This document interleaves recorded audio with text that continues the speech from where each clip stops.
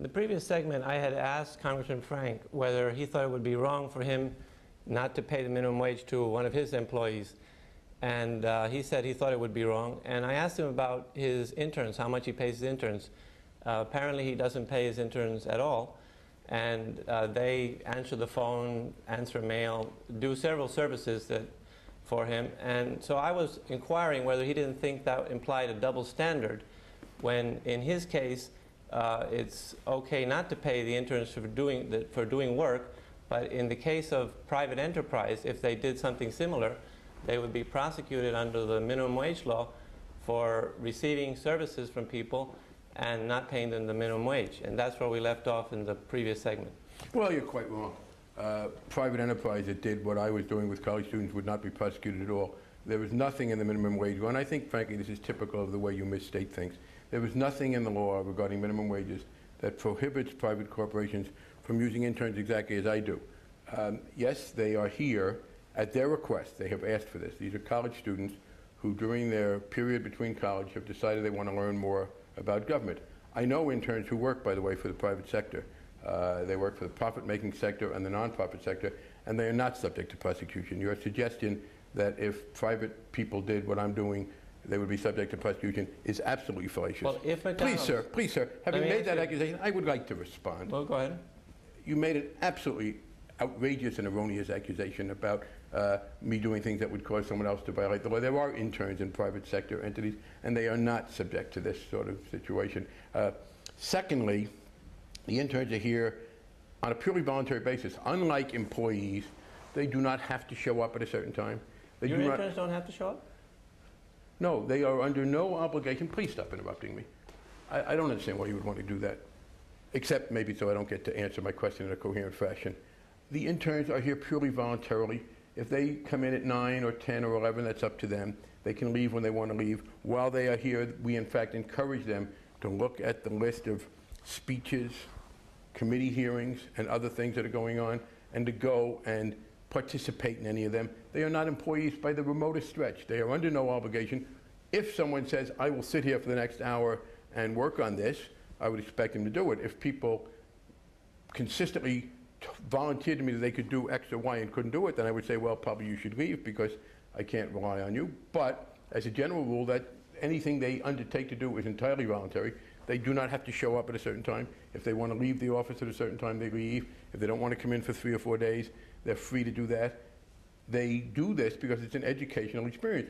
And the notion that parking cars as a valet or working in McDonald's or working in a dry cleaning shop is the same as, on a purely voluntary basis, participating in a congressional office, learning about it, doing what you basically want to do, that those are similar, I think, frankly, is not serious conversation.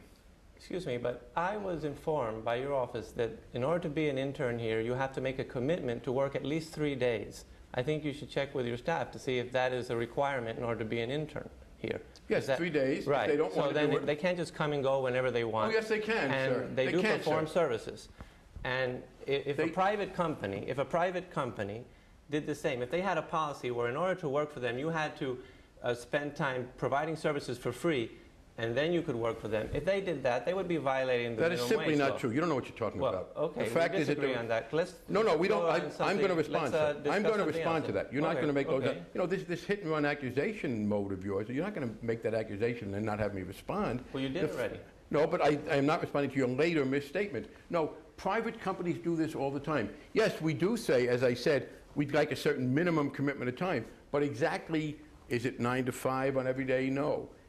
If you tell me that you are not going to be able to do very much, then I would ask you not to come, because I have other people who I need, who want to do this. The reason we turn people away is only that we are very crowded. At other times of the year, by the way, we don't make such a commitment request.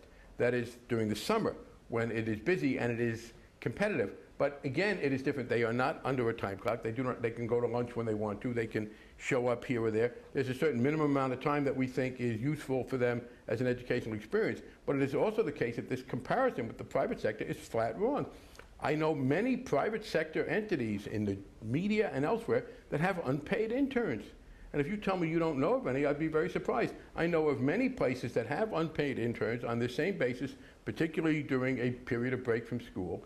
And this notion that there's some inconsistency between accepting volunteer help, churches accept volunteer help, all kinds of people accept volunteer help. Of course there's no inconsistency between that and the minimum wage. Shouldn't you permit the individual in question to decide who he should volunteer for and under what circumstances? Why should the government force him to not be able to volunteer in some circumstances and in others permit him to volunteer? So in other words, you think there should be no minimum wage law at all, there should be no maximum hour wage law, there should be no We're talking about minimum wage, no minimum wage. No, sir, I'm talking about the logic of your statement. Well, let's discuss it. Sir, you're not talking about a minimum wage, you're talking about volunteer interns. What you're then saying is that people should be allowed to work 80 hours a week if they want to. If they want, yeah, why not? Well, I disagree with that because I think that what happens is this.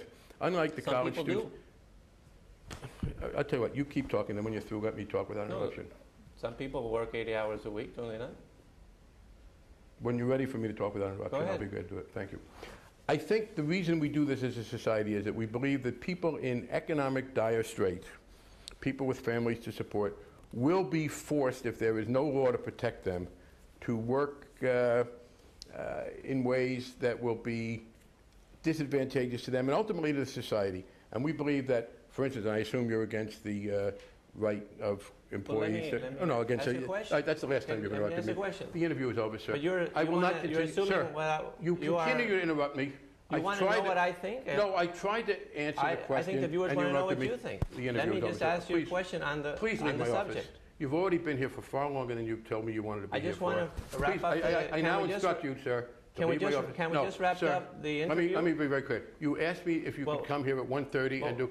Please let me finish. I didn't you asked me to come here. I let you speak about everything you wanted and make very long answers. You told me you would come here at 1:30 for 24 minutes. And you have now been here for about 45 minutes. You came late, and I have other people waiting. And I don't think your conversation is worth my time anymore. The interview is over. Do you think it would harm you to answer the questions? I would like you to leave my office. Do you think it would harm you to answer the questions?